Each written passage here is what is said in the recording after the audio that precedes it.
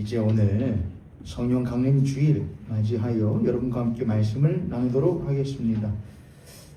저희들이 절기상으로 오늘이 성령 강림 주일입니다. 지난주까지 저희들이 부활에 관하여서 신앙의 에센스를 쭉 했습니다. 이제 오늘부터는 새로운 주제인데 성령에 관해서 여러분과 함께 나누려고 합니다. 오늘 신앙의 에센스 42번째 시간, 성령에 관하여서는 첫 번째 시간으로 제목은 한번 읽어볼까요? 제목은 시작. 임하시어 운행하시는, 한 번 더 읽어보겠습니다. 시작. 임하시어 운행하시는 제목으로 여러분과 말씀을 나누도록 하겠습니다. 본문은 사도행전 1장 8절인데 안 찾아보셔도 돼요. 제가 그냥 말씀드릴게요. 이따가 어차피 다른 데도 찾을 거니까 사도행전 1장 8절 이렇게 쓰여 있지요. 성령이 너희에게 임하시면 너희가 권능을 받고 예루살렘과 온 유대와 사마리아와 땅끝까지 이르러 내 증인이 되리라 라는 말씀이 쓰여 있는 말씀을 가지고 여러분과 말씀 나누려고 합니다. 이제 성령 강림 주일입니다. 그리고 성결교회 주일인데 우선은 성령 강림 주일이니까는 성령 강림 주일에 초점을 맞춰서 말씀을 전하려고 합니다. 여러분, 성령 하면은 뭐가 제일 먼저 생각나셔요? 성령, 바람, 다락방, 다락방. 오순절날 마가의 다락방에 지나셨던 그 사건, 성령 강림의 사건. 또 성령하면 뭐가 생각나셔요? 성령, 방언. 또 뭐 생각나셔요? 성령하면은 이상효 권사님 제일 앞에 앉으셨는데 제가 안 들려요. 비둘기. 비둘기 같이. 또 성령하면 뭐가 생각나셔요? 성령, 뜨거움. 또 성령하면 뭐가 생각나셔요? 제가 계속 물어보는 것은 한 분씩 말할 때까지 다 할 겁니다. 불이요, 불과 같은 성령, 뜨거운 성령. 또 성령하면 뭐가 생각나셔요? 삼위일체 중에 하나이신 성령 하나님. 또 뭐가 생각나셔요? 성령하면은 사랑이요, 사랑. 또 성령하면 뭐가 생각나셔요? 바람이요, 바람. 또 뭐가 생각나셔요? 열매. 우리가 성령하면은 갖게 되는 이미지들이 여러 가지가 있거든요. 그러면 또 하나 여쭤보죠. 여러분이 말씀하신 게 다 틀리지 않습니다. 그러면은 성령은 언제 역사하셨어요? 성령은 언제 임하셨어요? 오순절날. 우리가 이제 성경을 읽다 보면은 성령이 임하셨다. 너희들은 몇 날이 못 되어 성령을 선물로 받을 것이니 기다려라. 그렇게 했거든요. 예수님이, 부활하신 예수님이. 그래서 제자들이 이 마가의 다락방에서 두려워하면서도 또한 기대하는 마음으로 성령 임하기를 준비했단 말입니다. 그랬을 때에 그 마가의 다락방에 있던 제자들 위에 성령이 우리가 아까 성서일과에서 이랬던 것 같이 급하고 강한 바람과 같은 소리가 있었고 각 사람의 머리에 불의 혀같이 갈라지는 것들이 있었던 것을 봤다 이겁니다. 그리고 그들이 그때부터 각 지역의 언어들로 말하기를 시작하면서 이 큰 일, 곧 예수 그리스도께서 죽으시고 부활하심으로 말미암아 일으켜놓은 사건에서 막 이야기를 하기 시작했다. 이게 성령 강림이었습니다. 우리는 성령이 임하신 사건은 언제였다? 오순절 마가의 다락방 때였다. 이렇게들 많이 이제 이해를 하죠. 근데 사실 그러한가요? 성령의 임하심의 사건이 신약에 있었던 오순절 마가의 다락방이 처음인가요? 성령의 임하시다. 우리가 이제 성령할 때 이제 성령이 어떤 일을 하신다 나중에 쭉 갈 겁니다. 성령 강림 기간이 매우 길거든요. 몇 주 감사주일까지 할 거니까. 우리가 지금 하고자 하는 것은 성령에 대해서 먼저 첫 번째 발을 띄려고 하는 건데 그게 오늘 제목이에요. 임하시어 운행하시는. 그럼 임하신다. 그럼 성령이 언제 임하셨는가? 성령이 언제 임하셨어요? 창조 때에. 그건 이제 마지막 때 해야 되는데. 맞아요. 근데 우리가 이제 신약과 구약으로 나눕니다. 신약과 구약으로 나눴을 때에 신약에도 성령께서 무엇 하셨다? 임하셨다. 그럼 구약은요?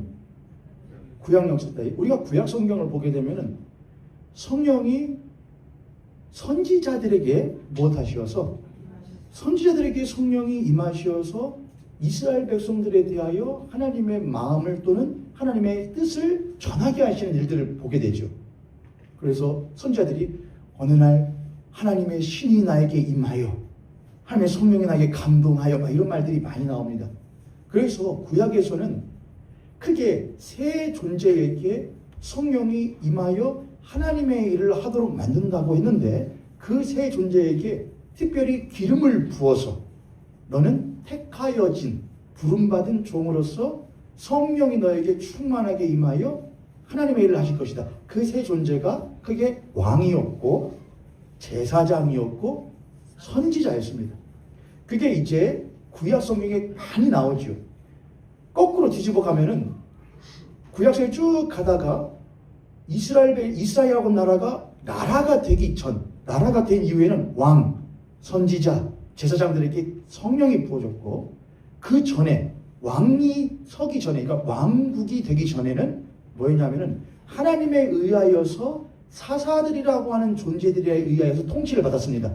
사사들, 크게 12사사들이 있는데 그 사사들에게 성령이 부어하여서 성령이 임하여서 우리가 잘 알고 있는 삼손과 같은 사사는 성령이 그에게 임하여 인간이 할 수 없는 어떤 큰 힘을 일으켜 싸우기도 하고 그런 놀라운 일들이 일어났었죠. 그럼 사사시대를 또 지나서 조금 더 뒤로 가면은 무슨 시대냐? 광야시대 때가 나오는데 광야와 출애굽 이때 시대가 나오는데 그때는 성령이 누구에게 임하시고 모세에게 또는 아론에게 또는 제사장들에게 때로는 성령께서 성령이라는 말은 나오진 않아도 하나님의 신이 그들 가운데 그 뒤로 좀 더 가면요 아브라함부터 족장들의 이야기들이 쭉 나오는데 그 이야기에도 때로는 하나님의 신이 역사하셨다 또는 하나님께서 그들 가운데 그런 말들이 또 많이 나옵니다. 쭉 가다 보면 결국 어디까지 가게 되느냐 성경의 맨 처음 장인 창세기까지 가게 됩니다. 창세기로 가면 이렇게 시작이 되죠. 태초에 하나님이 천지를 창조하시니라. 그리고 땅이 온돈하고 공허하며 흑암이 깊음 위에 있고 하나님의 신은 그 수면 위에 운행하시더라. 성경을 한번 찾아보겠습니다. 창세기 1장입니다. 창세기 1장 1절과 2절입니다.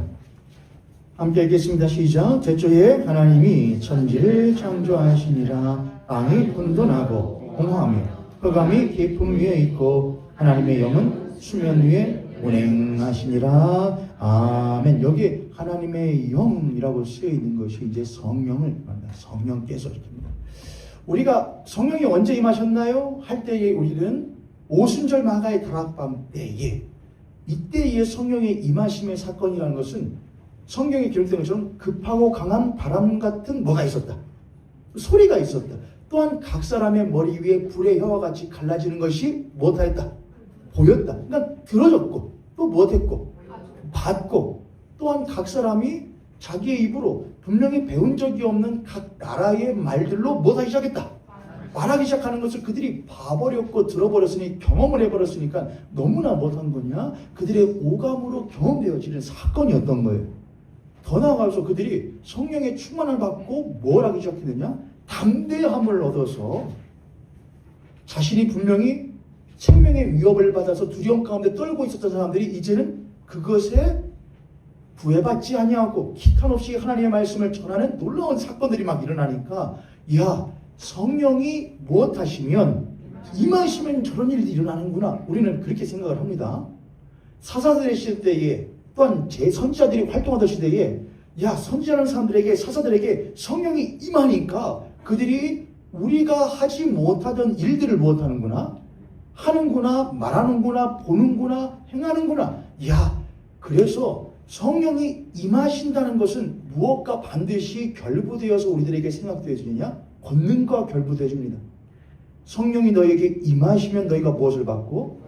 권능을 받고. 그래서 성령 곧 무엇? 권능. 이 공식이 우리들의 머릿속에 쏙 들어와 있습니다. 성령의 임함은 곧 무엇과 같다? 권능을 받는 것과 같다. 라는 공식이죠.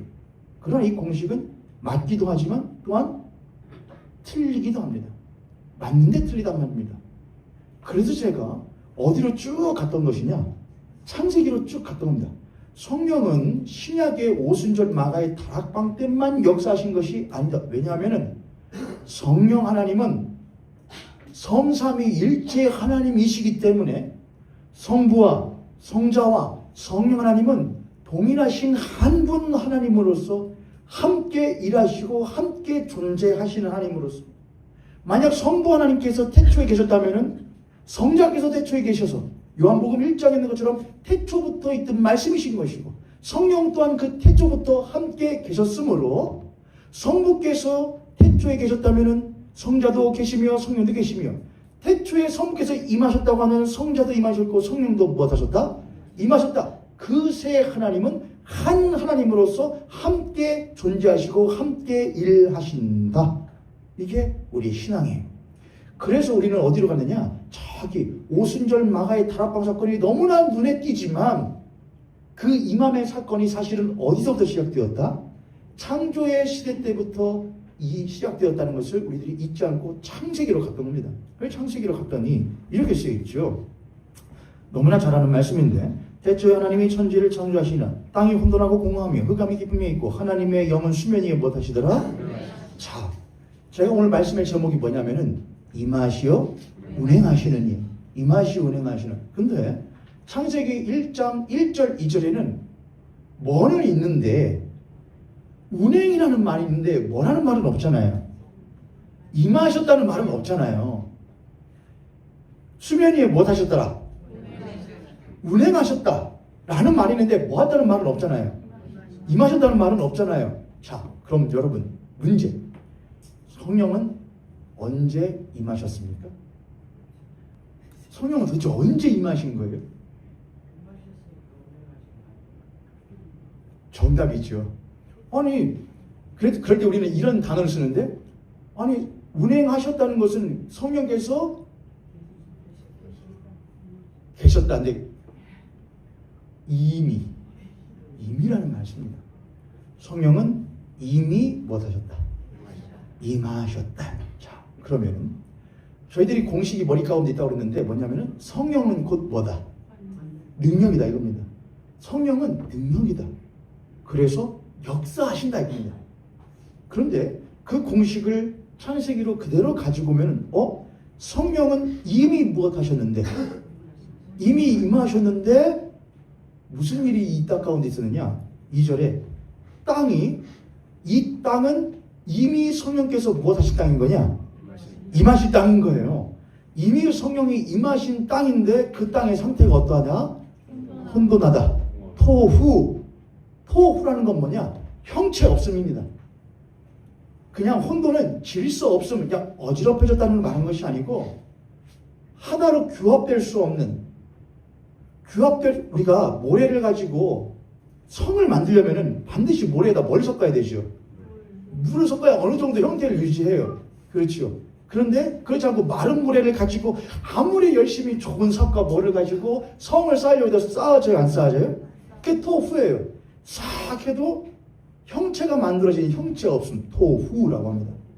땅이 혼돈하고 그 다음 무엇하며? 땅이 공허하며, 공허하는 것은 뭐냐? 보후라고 합니다. 토후, 보후라는. 보후, 공허하다는 뭐냐? 그 내용물이 없다는 거예요. 근데 그럴 것이 형체가 없는데 그 안에 뭘 담을 수가 있어요, 없어요? 없다 이거예요. 그래서 혼돈과 공허라는 것은 형체 없음, 그러므로 그 안에 무엇 없음, 그 안에 내용 없음. 결국 형체도 없고 내용도 없으면 있다 없다, 없음을 말을 해요. 없음. 근데 땅이 있잖아요. 땅은 있는데 땅이 혼돈, 토후하고 공허, 보후하대요. 없다 이거예요. 있는데 못하다는 거예요.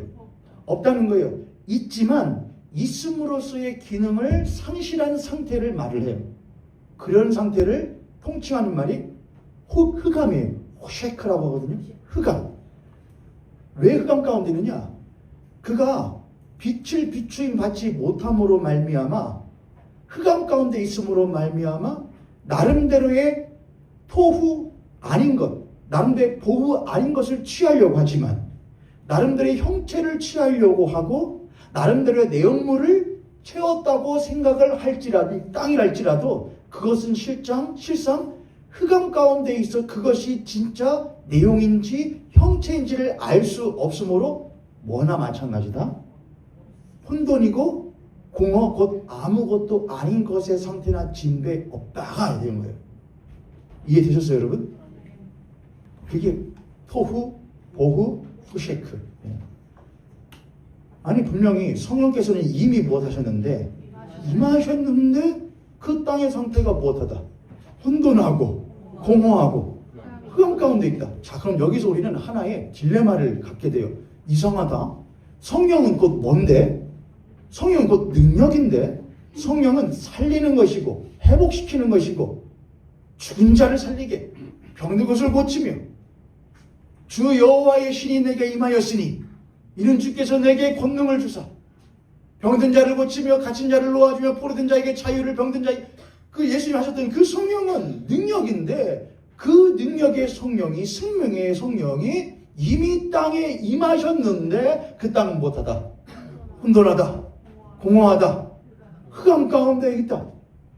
왜? 아니 생각하죠. 둘 중에 하나입니다. 아, 성령이 그 혼돈하고 공허하고 흑암 가운데 있는 땅을 고칠 뭐가 없거나 능력이 없거나 또는 능력이 있는데 그 땅을 혼돈과 공허와 흑암 가운데에 유예시키는 무엇이 있거나 의도 또는 뜻이 있거나라고 하는 겁니다. 이해되셨죠, 여러분? 성령은 능력의 성령은 이미 그 땅 위에 임하셨는데 그 땅은 여전히 혼돈하고 여전히 공허하고 여전히 흑암 가운데 있는데 그 성령께서는 능력의 성령께서는 천하태평하게 그 수면 위를 무엇하고 계셨다? 여기서 우리는 속 터짐을 경험하는 것이죠. 왜냐하면 그 땅이 꼭 누구의 모습과 같을 때가 많기 때문이냐? 우리의 신앙의 모습, 삶의 모습과 같을 때가 너무나 많고 세상의 모습과 같을 때가 너무나 많거든요. 하나님, 나의 삶을 보세요. 나의 신앙을 보세요. 나의 신앙은 땅이긴 땅인데 있긴 있는 것 같은데 가만 보면 뭐예요? 토후예요. 이상하다. 나 분명히 직분도 받았고 세례도 받았고 교회도 주일 성수한다고 매주 나가긴 나가는데 근데 이상하다. 나의 땅은 무엇한 것 같아? 토후. 형체가 없는 것 같다. 뭔가 좀 성처럼 쌓아진 것 같은 신앙이었다가도 뒤돌아서 월요일에 가보면 와르르 무너져 있어. 이상하네. 이상하다. 나 신앙생활 나름대로 오래 했는데 그리고 살아보겠다고 집에다가 십자가도 걸어놓고 성경책도 그냥 보진 않더라도 펴놓기도 하고 자동차에다가 딱 할 때는 십자가도 걸어놓고 안 믿던 성서에 가도 아침에 한번 들어보기도 하고 하긴 하는데 이상하다. 뭔가 내 안이 텅 빈 것처럼 포후 공허하네. 이상하네. 왜 그러지? 호색하네. 모르겠어. 하나님이 계신지 안 계신지 내 삶 가운데 역사하시는지 안 역사하시는지 기도는 하는데 부르짖기는 하는데 그 하나님이 나의 삶 가운데 이게 살아 역사하실지 확신이 안 서는 상태. 그게 꼭 이 땅에는 혼돈과 공허와 흑암 가운데 있는 땅의 모습이 꼭 내 땅 같다 이겁니다. 그래서 우리는 늘 이상하다. 하나님이 사랑하는 자에게는 거듭난 자에게는 성령을 무엇하여 주시어서 선물로 주시어서 우리가 성령이 아니고서는 예수 그리스도를 뭐라 시인할 수 없는데 주라니 난 분명히 예수 그리스도 나의 주인이신 것을 내가 믿는데 그럼 성령이 내 안에 계시다는 것인데 어찌하여 나의 이 땅은 나의 삶은 나의 신앙은 혼돈하고 공하고 흑암 가운데 있는가? 라는 딜레마. 이 자리에 없으신 성도님 계셔야 안 계셔요? 겪어보신 분 계셔야 안 계셔요? 안 겪어왔다면 안 믿는 겁니다. 믿을 수밖에, 이건 겪을 수밖에 없는 거예요. 겪어야만 합니다. 거기서 우리는 깊은 좌절, 신앙의 좌절을 겪기도 하고 고뇌를 하게 돼. 이상하다. 성령님이 나 거듭난 사람인데 성령 내 안에 계시는데 왜 그러지? 임하셨는데 그래서 우리는 그때부터 무엇을 큰 구하기 시작하느냐? 불길 같은 성신이여 간구하는 우리에게 지금 강림하셔서 영광 보여주소서. 성신이여 임하사 내 영혼의 수분을 만족하게 하옵소서. 이들의 마른 불같이 시들은 나의 영혼 간절히 기다리네. 무엇을요? 감으로 메마른 땅에 담비를 내리셔서 성령 내리시기를 간절히 간구하네라는 그 갈망을, 간급함을 모든 신도들은 반드시 경험하게 되어 있습니다. 그렇죠 여러분? 저를 따라서 옆에 성님 앞에 성님 안 겪어봤으면 말을 마세요. 야, 안 겪어보면 지금도 젊지요 제가. 그렇죠 여러분? 지금도 젊지요. 얼마나 여기 계신 우리 이제 50대를 넘기신 성도님들은 아직 40대인 제가 얼마나 부러우실까요? 60대이신 성도님들은 제가 얼마나 부러우실까요? 근데 지금보다 더 젊었던 20대, 10대 때는 저는 뛰면 그냥 뛰어지는 거라고 생각했어요. 뛰면 뛰어지는 거지. 그리고 여기 저희 모현동에 보면은 저기 언덕 하나 있죠. 모현동 있죠? 무슨 언덕이죠? 중앙아이치 옆에 있는 언덕. 배산 언덕. 배산 언덕 있잖아요. 그거 누가 산이라고 불러요, 여러분? 그건 산 아니잖아요. 그냥 뭐잖아요, 여러분? 언덕이잖아요. 그냥 언덕. 그래서 제대하고 나서는 주체할 수가 없는 거예요, 힘을요. 그래서 맨날 철원 가가지고서 맨날 동산을 산 올라가고 했는데 언덕 하나 있길래 저라도 올라가자 해서 그냥 밤에도 한번 올라갔다 오고 산보로 그냥 가는 거죠. 산보가 아니죠. 언덕이니까 언덕보로 그냥 한번 가는 거죠. 그때는 힘이 참 됐죠. 그런 만큼 좌절도 많이 했어요. 나 신학생인데, 우리 아버지 목사님인데, 나 분명히 하나님 믿는데, 나 예수 그리스도를 믿는데, 근데 내 안에 있는 이것이 통제가 안 되는 거예요. 분명히 내가 뭔가 신학생으로서, 목사 후보생으로서, 그리고 목사의 아들로서 뭔가 형체가 있는 것 같은데 돌아서면 있어요, 없어요? 없는 거예요. 뭔가 뜨거움이 있는 것 같은데 어떨 때 보면은 너무나 차가운 거예요. 너무나 어두운 거예요.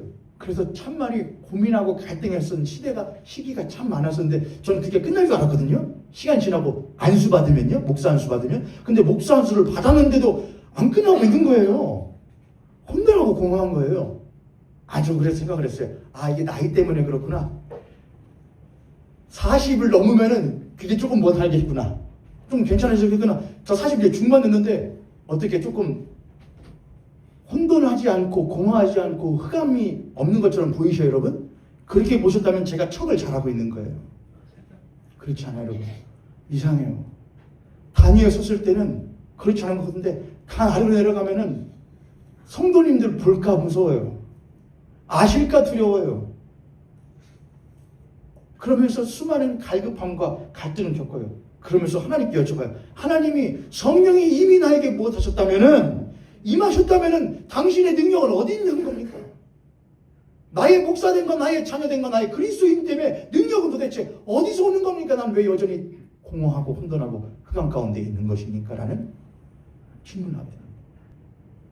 그런 능력이신 하나님이신데 그가 이미 오셨다면 자신의 일을 왜 하지 아니하시고 아직까지도 지금까지도 그저 무엇만 하고 계시는 것처럼 운행만 하고 계시는 것처럼 여기질 때가 얼마나 우리들의 신앙 가운데 많은지요.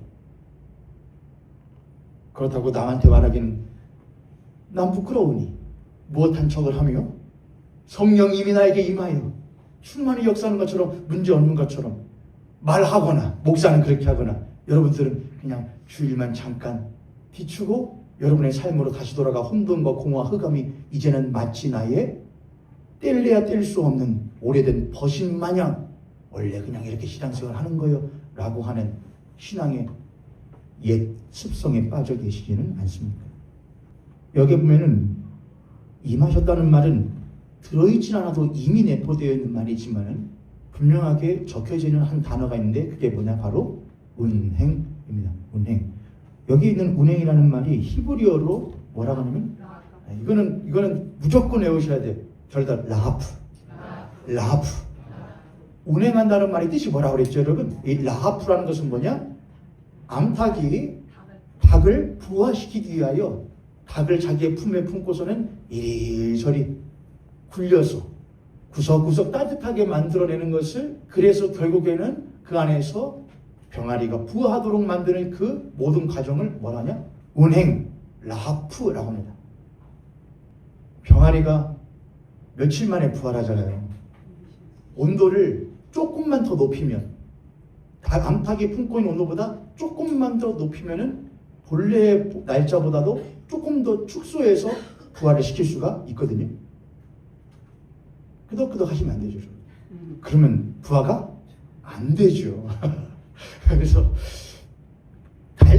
이 달걀 부화기도 암탉의 체온에 맞추어서 빛을 쪼여줘야지 얼른 부화시키고 싶다고 못해버리면은 시계 틀어버리면은 그건 후라이가 되는 거지. 읽혀버리는 거죠. 저 여러분, 이미 부화기는 있어요. 이미 암탉은 있어요. 이미 암탉은 있어요. 이미 엄마 암탉이 달걀을 품고 있어요. 이미. 근데 이 별 달걀이 영 뭐할 기미가 안 보여요. 이게 학교나 기미가 안 보여요. 그래서 안 깨는갑다 하고서는 톡 깨먹어 버리면은 병아리 봐요, 못 봐요? 그냥 한 번 먹고 끝나요. 톡 깨버리면. 그러나 이미 그 암탉이 그 알을 품고 있는 것을 우리가 보고, 그래, 지금은 이 달걀이 그냥 하얀 누런 달걀이지만 이미 이 달걀을 품고 있는 암탉의 이 품음으로 말미암아 그것은 반드시, 아직은 아니지만 반드시 무엇하게 돼? 부화하게 돼. 라는 것이 창세기에 있는 창조의 이야기의 처음 시작이에요. 그래서 그리스도인들의 신앙은 이미와 그리고 무엇 사이에? 이미와 아직 사이의 신앙을 살아가는 것이 그리스도인들이에요. 이야기를 해볼까요? 또 하나요? 성경에 있는 이야기. 이스라엘 백성들이 400년 동안 애굽 땅에서 포로 생활을 당합니다. 400년이요. 그리고 비로소 뭘 하느냐? 출애굽을 했습니다. 이스라엘 백성이 출애굽을 할 때에 얼마나 놀라운 일이 있었느냐? 이집트 땅에 하나님께서 10가지 재앙을 팡팡팡팡 내리니까 당시에 강대국이었던 이 애굽과 그 애굽의 지도자인 파라오가 맥을 못 추고서는 그래 가! 그냥 가는데 가는 것도 그냥 가게 하시는 것이 아니에요. 낮에는 뭐가 따라가고요. 낮에는 그 수많은 이스라엘 백성들을 구름 기둥이 앞에 서서 그늘을 쫙 만들어주니까 그 구름 기둥에 그늘에 시원하게 이스라엘 백성들이 행진을 하고요. 밤에는 뭐가 서서요. 밤에는 불기둥이 그거 보면은 임하신 것이 보여요, 안 보여요? 확실히 보이잖아요. 홍해 앞에 딱 섰는데 홍해를 하나님 못하게 하셔요? 이야 하고 들어갔습니다. 그리고 그들은 광야로 들어가자마자 몇 년을 뺑뺑이를 누르기 시작하느냐? 40년을 돌아요. 그 40년의 광야 생활 동안 그들에게 임하신 하나님은 떠나셨어요, 안 떠나셨어요? 한 번도 안 떠나셨어요. 한 번도 안 떠나셨어요. 간다. 너희들 그렇게 하면 간다. 모세가 하나님 그러지 마세요. 간다는 것은 뭐냐? 간다는 거예요, 안 간다는 거예요? 성령 하나님께서 나 이 백성 버린다. 버린다는 거예요, 안 버린다는 거예요? 난 너 다시는 안 봐. 아들한테, 딸한테 너 다시는 안 봐. 본다는 거예요, 안 본다는 거예요?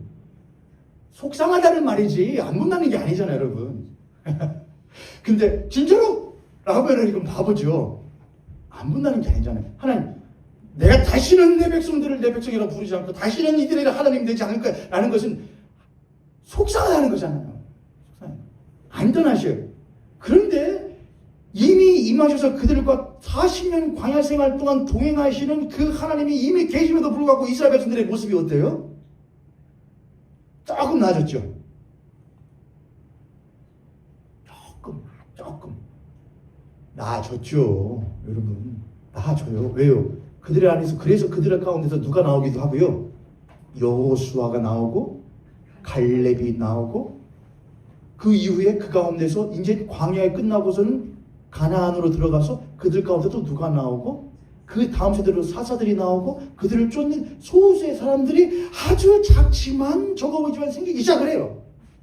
그리고 그들이 남은 자들이 되어서 이스라엘의 그 긴 역사 가운데 이게 이미 창조 때부터 임하셨는데 아직도 그의 역사하심이 운행 가운데 있는 것 같은 그 긴 지연의 시간 속에서 하나님의 백성들은 소수의 남은 자들로서 명맥을 유지하면서, 그러나 이미 오셨지만 아직 그 완성까지 가기까지의 그 긴 지연의 시간 동안 그 하나님이 여전히 우리들 가운데 무엇하시며 운행하시며 당신의 일을 이력사하고 계시다는 것을 믿는 소수의 남은 자들이 계속해서 있어요.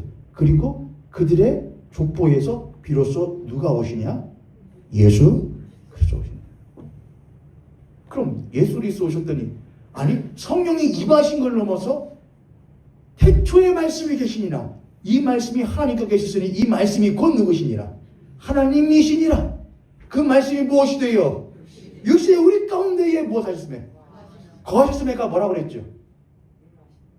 임하시다. 임하시다. 거하시다. 근데 그 거하시다가 장막을 못하다. 장막을 치다. 집을 세우다. 라는 말이라고요.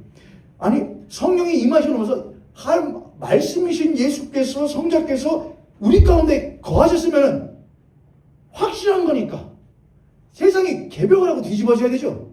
그래요 안 그래요? 근데 요한복음에 그렇게 써있죠. 그가 그들을 모두를 지으신 그들 가운데 오셨으나 그들이 저를 못하지 아니하였고 영접하지 아니하였고요. 도리어 못했다. 십자가에 못 박아 죽여버렸단 말입니다. 이야 이거 무슨 일이냐.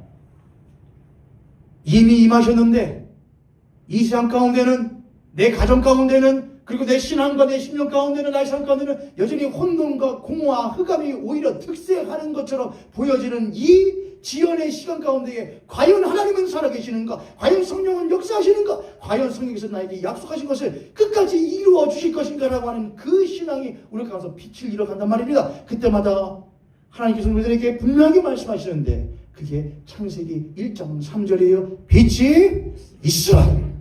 할렐루야. 빛이 있으라. 빛이 있으라. 그 빛이 있으라의 사건이 바로 오순절날 마가의 다락방의 사건이었던 겁니다. 예수 그리스도의 부활을 받지만 부활하신 예수를 만났지만 여전히 그 두려움이 혼돈과 공허와 흑암이 더욱더 크게 느껴져서 그 문을 열고 나가지 못하는 그 제자들에게 무엇이 임하였을 때에 이미 임하신 성령이 그들 가운데 무엇하셨고 운행하시다. 그러니까 예수님의 제자들이 세 제자들이 12명의 제자들이 있지 않습니까? 제 3년 동안 예수님을 쫓아다녔는데 그 제자에게 성령이 역사해요 안 해요? 역사했어요. 역사했는데 배반을 해요. 저를 따라서 한번 하겠습니다. 왜냐하면 나도 그렇기 때문에. 여러분 그러시잖아요. 성령 역사하셔요. 역사하시에 불구하고 이상하게 그대 앞에만 서면 그대는 누구여야 되는데 주님 앞에만 서면 내가 못하여져서 작아져 맞지요. 주님 말씀 맞춰야 되는데 우리는 누구 앞에만 서면 작아지느냐? 지갑 앞에만 서면 네? 지갑 앞에만 서면은 근데 제가 볼 때는 여러분들 지갑보다도 횡단보도 앞에만 서면 더 작아지실 것 같아요. 그죠 여러분? 횡단보도 빨간 불만 보면 이렇게 작아지시는 빨간 불만 보시면 그냥 무단횡단. 여러분 괜찮으신 모양이구나. 찔리시는 분들이 별로 없으신 모양이군요. 한번 다 잠시 눈을 감도록 하겠습니다. 자, 잠시 잠깐 눈을 감아보세요, 여러분. 꼭 감으세요. 실눈 뜨시면은 화를 당하십니다. 눈을 감으시고 일주일 동안 살면서 횡단보도 신호등 또는 운전하면서 빨간 신호등 한 번이라도 어겨봤다. 잠깐만 눈을 뜨고 저를 보겠습니다. 됐습니다. 확인했습니다. 네, 눈 뜨셔도 돼요, 이제. 있구만요, 여러분. 근데 왜 없는 줄 아셔요? 계시구만요. 이상해요. 그럼 우리가 여기서 타협을 합니다. 원래 신앙이라는 건 그런 거야. 성령이 임하셔서 우리 가운데 역사하시긴 하지만은 우리는 이미와 아직 사이에 긴 지연의 시간 살면서 조금씩 못하여져 가는 거야. 변하여져 가는 거야. 라고 하는 이들에게는 반드시 무엇이 필요하냐? 성령의 충만함이 필요해요. 성령의 충만함. 창세기 1장 3절을 봅니다. 창세기 3장 1절에 하나님이 이르시되 빛이 있으라 하시니 빛이 있었고 라고 하면서부터 하나님이 드디어 첫째 날, 둘째 날, 셋째 날, 넷째 날, 다섯째 날, 여섯째 날에 이기까지 하나님의 창조의 역사를 성부와 성자와 성령께서 삼위일체께서 함께 역사하여 가시기를 시작해요. 그것도 참 성령 하나님은 성부와 성자 성령께서는 그 모든 일들을 사실은 그냥 못하실 수 있는 것인데 그냥 한 번에 모든 것을 이루실 수 있는 하나님이신데 이미 임하셨음에도 불구하고 운행하시지요. 빛이 있으라 그냥 그런 빛이 첫째 날 여섯째 날 갈 필요 없이 뽑는 날에 그냥 모든 걸 다 해보시지. 첫째 날 뭐 만들고 그 다음에 뭐 만들고 그 다음에 순서를 주고 그 모든 것은 하나님이 어떤 분이신지를 우리들에게 알려주셔요. 성령이 어떤 분이신지를 우리에게 알려주신다고요. 우리는 성령이 우리에게 무엇하시면 임하시면 권능을 받고 이 권능에만 우리들이 무엇하는데 심취 하는데 그 권능을 주시는 성령이 누구이신지에 대해서는 관심이 없단 말이에요. 성령이 주시는 권능에는 관심이 많은데 그 권능을 주시는 성령이 누구신지에 대해서는 관심이 없다 이거예요. 그 성령을 권능을 주시는 성령은 어떤 분이시냐? 무엇 하시는 성령? 오랫동안 운행하시는 성령. 그 성령은 어떤 성령? 순서가 있으신 성령. 이란 말이에요. 이해되셨습니까 여러분? 우리에게 권능을 주시는 성령은 어떤 분이시냐 이거예요. 우리의 권능을 주시는 성령은 이미 임하셨으되 무엇 하시는 성령? 운행하시는 성령.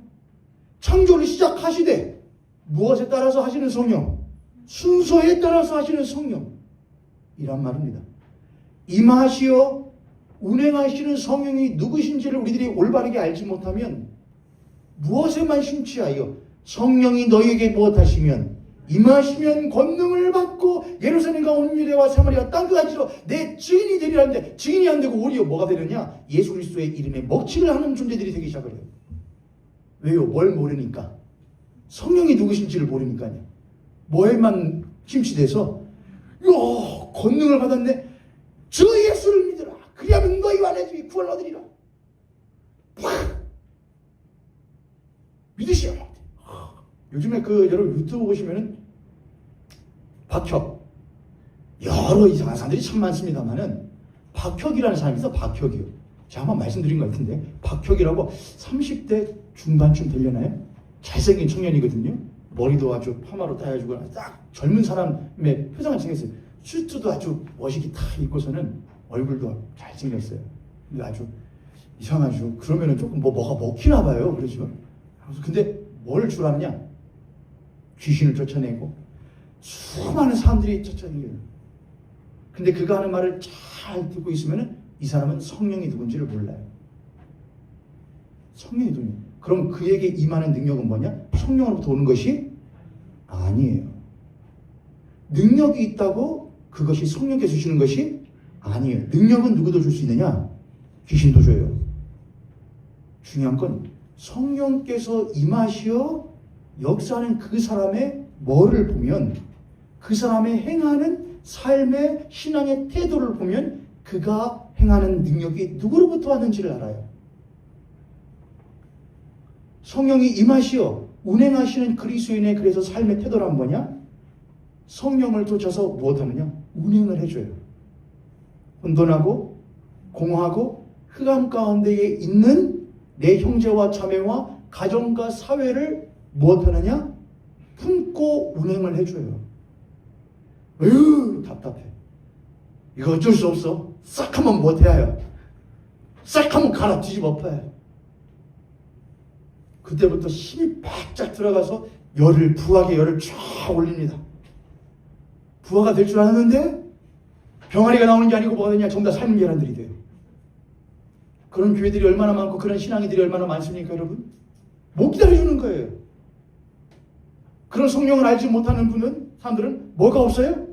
성령께서는 운행하시고 무엇 하시는데? 창조하시되 순서에 맞춰서 있는데 순서가 없어요. 순서라는 건 질서를 말합니다. 그래서 고린도 전서와 고린도 후서를 보면은 사도 바울이 성령의 능력에 심취되어 있던 고린도 교회의 성도들에게 뭐라고 말하냐? 성령 하나님은 무엇의 하나님이시다? 질서의 하나님이시다. 그렇게 해요. 질서의 하나님이시다. 질서는 곧 태도예요, 여러분. 질서는 곧 태도. 오늘 우리는 신앙 에센스 42번째 시간으로서 성령 강림절을 맞이하여 성령에 관해서 오늘 첫 발을 내딛었습니다. 성령은 과연 어떤 분이시냐?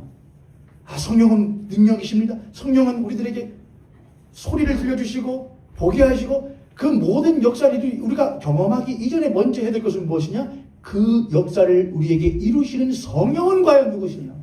성령은 과연 누구시냐? 그분은 무엇 하셨고 이미 우리 가운데에 임하시어서 우리 가운데 무엇 하시는? 운행하시는 우리가 혼돈과 공허와 흑암 가운데 있는 상황에도 불구하고 여전히 나와 같은 혼돈과 공허와 흑암의 상황 가운데에 있음에도 불구하고 우리로부터 무엇하지 아니하시고 떠나지 아니하시고 허무한 시절 지날 때 깊은 한숨 내쉴 때 그런 풍경 보시며 또한 우리를 더불어서 탄식하며 한숨 쉬시는 분이 곧 누구시냐? 성령 하나님이시다 이거예요. 하나님 성령님 보고만 계시지 말고 그냥 나를 뒤집어 엎으라니까요. 불을 나에게 내려줘 뒤집어 엎으라니까요. 이런 삶을 하시는 게 나에게 해달라니까요. 고쳐 달라니까요. 개혁시켜 달라니까요. 그러나 그 성령 그렇게 하시지 않은단 말입니다. 그 가운데서 우리는 성령 하나님에 대한 무엇을 배워가기 시작하느냐? 성령 하나님이 어떤 분이신가? 그런 모습을 보시고 깊이 탄식하시며 한숨 쉬시는 그 하나님은 어떤 분이신가? 그분은 그것을 모두 다 바꾸시는 능력이 있으심에도 불구하고 그걸 오랫동안 지어나시는 그 하나님은 어떤 뜻이 있으신가에 대하여서 깊이 심취하는 그리스도인이 되기 시작을 해요. 그럴 때 그는 점점 그 손에서의 능력은 사라질지 몰라도 그의 눈가에서 그의 입가에서 그의 삶의 손짓과 발짓에서 누가 드러나기 시작하느냐? 예수 그리스도를 닮은 모습이 드러나기 시작해요. 귀신 쫓아낼 수 있어요? 아니요. 방금 말할 줄 알아요? 아니요. 병든 사람 고쳐봤어요? 저 지금 귀신 쫓아내지 말라는 말 아닙니다, 여러분. 나중에 성령 이야기다가 나중에 저 할 거예요. 말 밑에에.